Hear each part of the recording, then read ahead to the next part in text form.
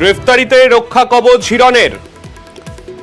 বিজেপির হয়ে ঘাটাল থেকে প্রতিদ্বন্দ্বিতা করেছিলেন হিরণ, সেই হিরণের গ্রেফতারিতে রক্ষা কবচ আদালতের।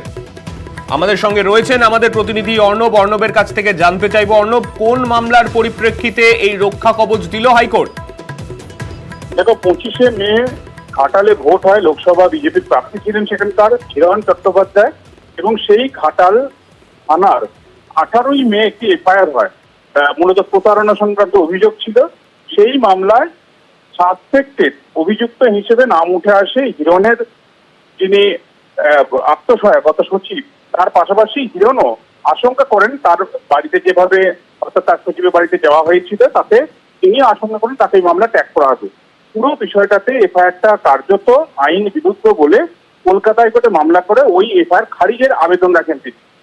আজকে বিচারপতি অমৃতা সিনহা ভোটের আগের যে নির্দেশ, সেই নির্দেশটা পরিবর্তন করে স্বস্তি এবং অস্বস্তি দুই হিরণের উদ্দেশ্যে বজায় রাখলো হাইকোর্ট।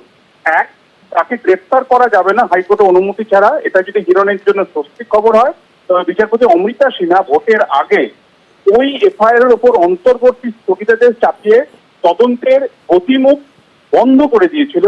আজকে সেই গতিপথ কিন্তু আবার খুলে দিল এবং ওই স্টে উইথড্র করে আপাতত পুলিশ তদন্ত চালিয়ে যেতে পারবে, এই নতুন নির্দেশ জারি করল। বেশ, ধন্যবাদ।